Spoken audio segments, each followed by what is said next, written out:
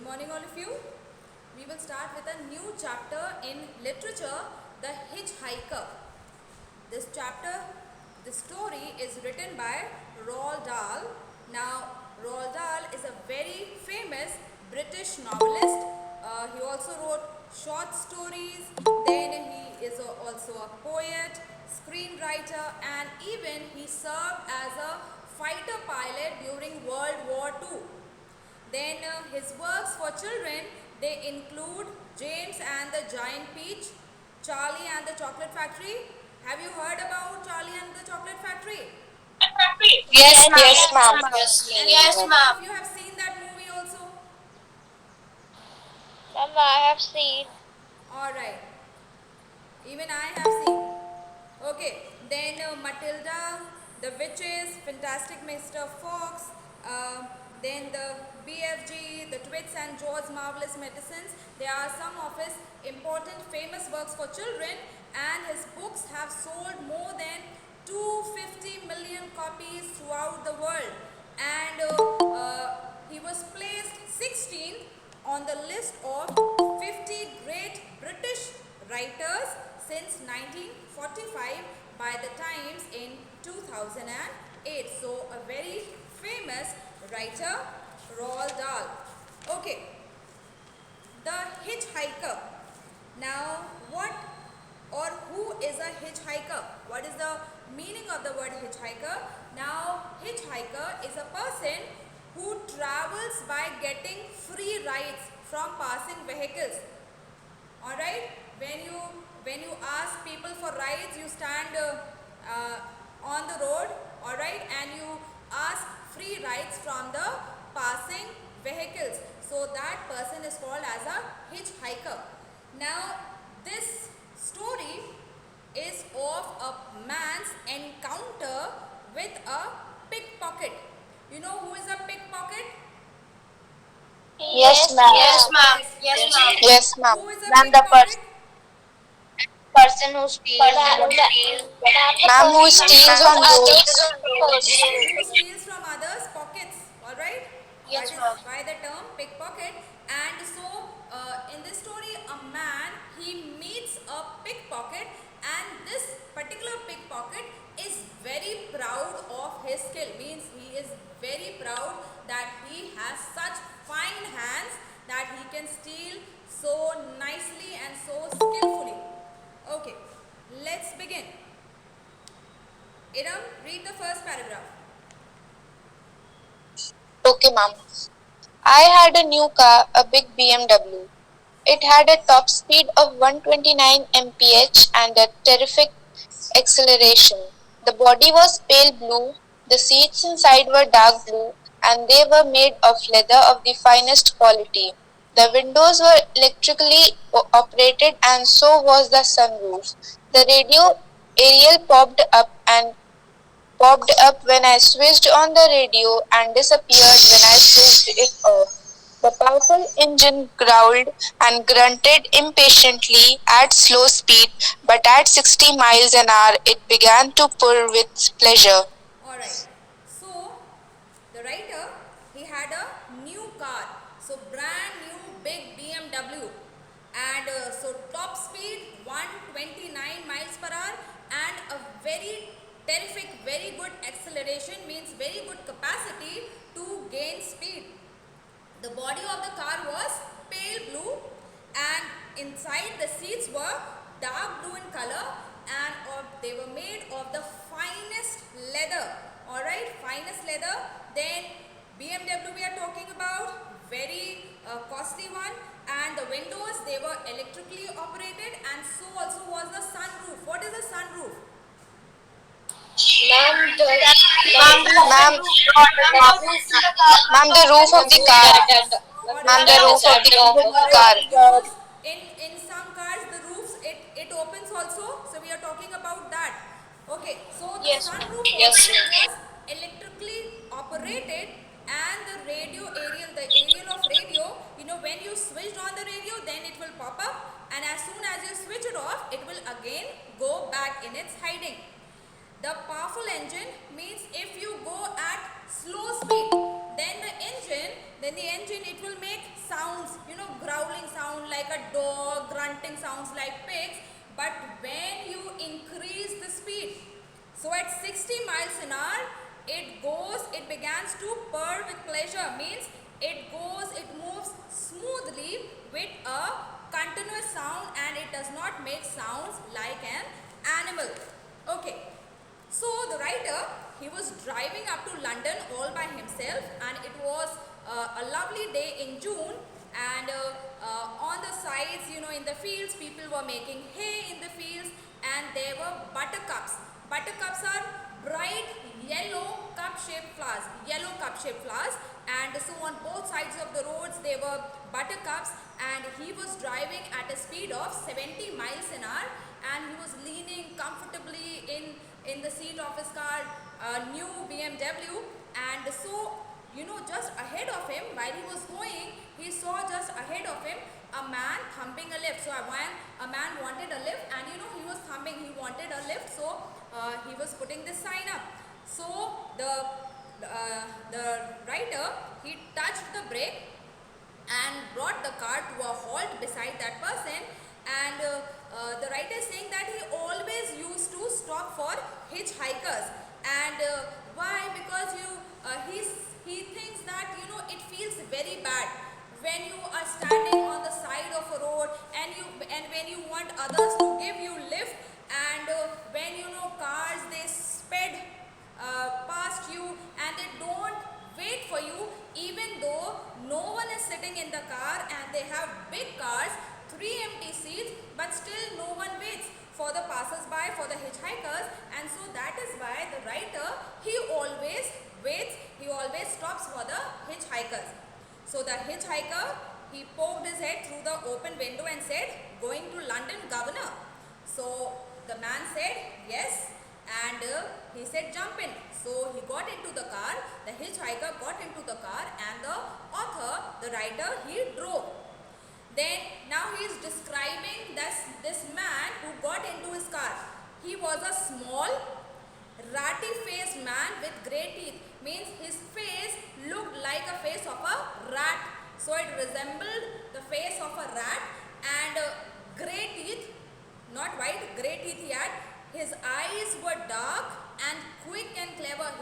By his eyes, he looked a very clever person, like a rat's eyes. So just like eyes of a rat, he also had those sharp and quick eyes, and his ears were slightly pointed at the top, and at the top his ears were slightly pointed, and he was wearing a cloth cap and a grey colored jacket, and this jacket has enormous pockets, huge pockets, very big pockets. Now his whole appearance, grey jacket with his quick eyes, pointed ears, it made him look like a human rat, a huge human rat. So because of his appearance and even the color of his cloth, everything together, he looked like a huge human rat. So the writer asked him, "What part of London are you going to?"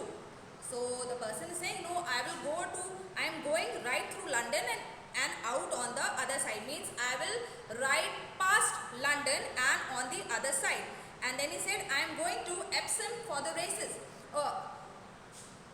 I am going to Epsom for the races. So the author says, "I wish I was going along with you, and even I love to bet on horses." So the other person, the hitchhiker, he is like, "I never bet on horses, and I don't even watch them run, and that is a very stupid, silly business." So according to the hitchhiker, watching these races, betting on the horses, it was stupid and silly. So the writer is asking, if you're not going there, then why do you go there? Means if you're not going for the races, if you don't bet on horses, then why are you going there? The person, he did not like this question very much, and his little ratty face, means his face, it went absolutely blank. Means there was no reaction, no expression on his face, and he simply sat there looking straight ahead, saying nothing. So when he asked that if you're not going for the races, then why you are going there, the man, he did not say anything. Expressionless, he simply stared ahead of him. So the writer decided that okay, I will not question him anymore, and so the writer said that I am sorry and it's none of my business. It's not my business to ask you that what you do, but then he adds that but the problem is that I am a writer. So the writer explains to him that I am a writer, and the writers are terribly nosy. Nosy means they are too curious, they want to know what is happening in other people's life. Alright, and so he says, but the problem with me is I don't want to know what you do, but still writers like me, they are very nosy and they want to know what is happening in others people's life. So the hitchhiker, now he responds and says that you write books. So the writer is like, yes. And then the hitchhiker, he thinks that this is a good thing to write books. So he says writing books is okay. And this is what I call skill trade. Means to write books, you need to be skilled. You need to be talented. Obviously, everyone cannot write a book. Can everyone write a book? No, ma'am. No, ma'am. You need to have a talent for that. You need to be skilled to write a book. And so the hitchhiker says that even I am in a skilled trade too. And then he says that I despise, I do not like, I dislike and hate all those people who simply do routine jobs with no skill in them at all. And so he says, the hitchhiker says that he likes the writer because he is a writer, and he says that you also a skilled person, and he tells that he himself is also a skilled in a skilled trade, and he did not like people who simply do routine job without any skill involved in that. And so the writer says that yes, I understand. And so the hitchhiker, he goes on to say that the secret of life is to become very, very good at something that's very, very hard to do. So the hitchhiker, what he says that the best part of the life is that you become very, very good at something which is very difficult to do or very hard to do. And so the writer says that something like what you do. So hitchhiker says that yes, exactly, means both you and me, we are skilled people. We do something which requires skill. So the writer asks him that what makes you think that I am good at my job? And then he says that there is an awful lot, means there are so many bad writers around. So why do you think that I am a good writer? So see his response. You wouldn't be driving about in a car like this if you weren't no good at it. So what he says, that just because you are riding in such a huge big new BMW, so obviously it means that you must be good at your job. Otherwise, from where will you get such a big car? So the writer, he says yes, exactly, it wasn't cheap, and what can she do flat out? So the hitchhiker asked him about the speed of the car. So he said 129 miles an hour. I'll bet she won't do it. So the hitchhiker says that no, I don't think so, she can go that fast. So writer is like, he bought a new car, and someone is saying no, I don't believe that she will go that fast. So the writer says no, I bet she will. And so the hitchhiker is like, then okay, prove it. And so the writer, he also got into that, and he pressed his foot on the accelerator, and the big car, it leaped forward as if it had been bitten, it had been stung. Just like, when you get a sting of a bee, so just like that, the car, it moved on ahead as if it had been bitten or stung. So now the hitchhiker, he is very happy. Lovely, he cried, beautiful, keep going. And obviously with the increasing speed, they flashed past several cars, and they passed the cars with so much speed that it looked that the other cars were not moving. It appeared that the other cars were simply standing still and not moving. So 120 was the speed now, and the passenger hitchhiker shouted 120, jumping. So he was now so happy, he was jumping up and down, go on. And at that particular moment, they heard the scream of a police siren, and the siren was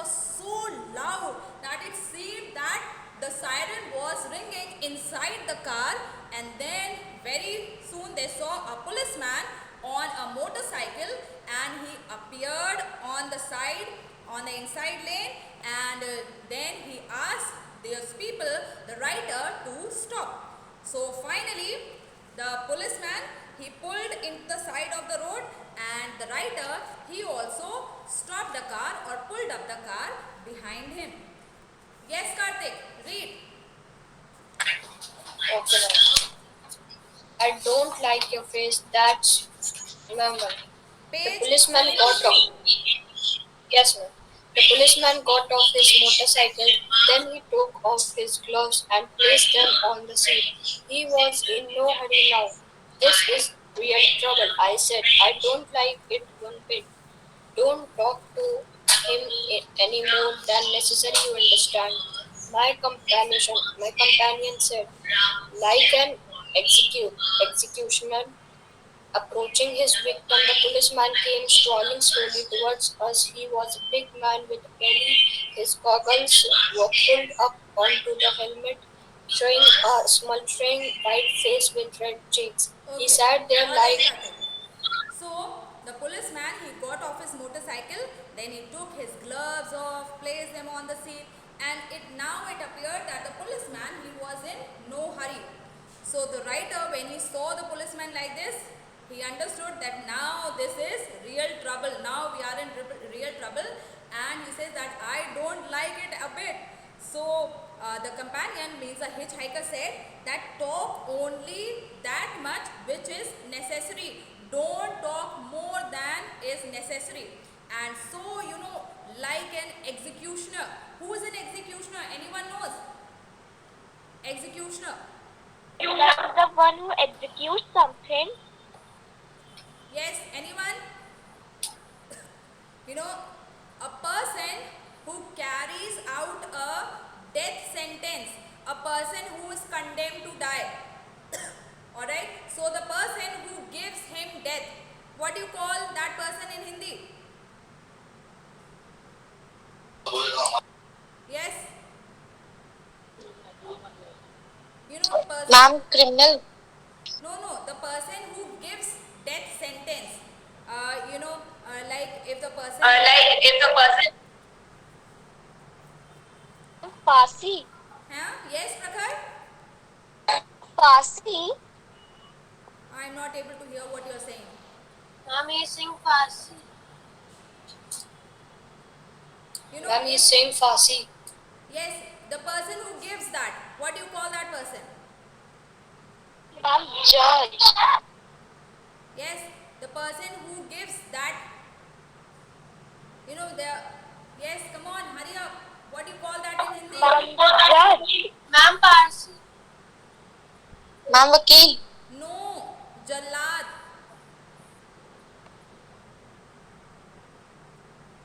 Yes, so the person who gives death sentence to others.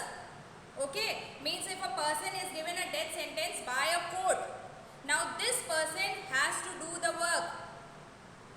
Okay, and so it appeared that he was an executioner and approaching his victim. So it appeared that he was coming towards them to give them death sentence. And the policeman, slowly strolling, walking very slowly, he came towards the rider, and he was a big man with a huge belly. So belly, you all know, big stomach, right? Yes, ma'am. And Yes, ma'am. his goggles were pulled up on the helmet. See this picture on page 72? His goggles are on his helmet, and showing a smoldering white face with red cheeks. Now smoldering means burning slowly with flames, but obviously no fire. So it appeared that he was, what it means to say, that he was really angry.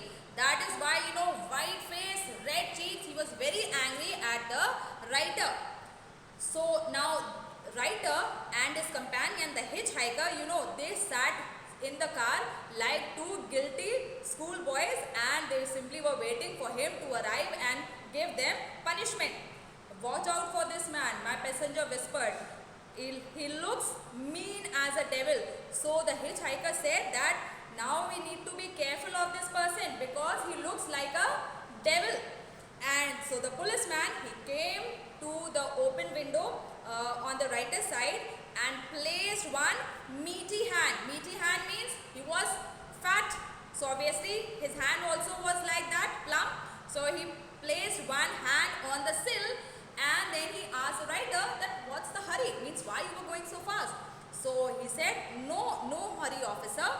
So he says that in that case, you have got yourself into a very bad mess, haven't you? Do you know what the speed limit in this country is? So he asked the rider that if there was no problem, then why you were going so fast, and now you have landed yourself in serious trouble. And then he asked him that don't you know what is the speed limit in this country? So the rider, he says 70. And then the policeman asked him, then and now do you mind telling me at what speed you were going? So obviously, he was going so fast, 120. So he did not say anything. He simply sat still. So when he spoke next, the policeman, he raised his voice so loud that the rider, he jumped in his seat. Means he was so afraid that it came out of his mouth. 120 miles per hour means he was so afraid that it simply came out of his mouth, and so that's 50 miles an hour over the limit. So obviously they were going very, very fast. The limit was 70 and they were going at 120. So now the policeman, he stared at the passenger and he asked him, who are you? So he says that I am a hitchhiker. And so basically the hitchhiker did not reply, but the rider, he replies that he is a hitchhiker and I am giving him a lift. So the policeman is like, did I ask you?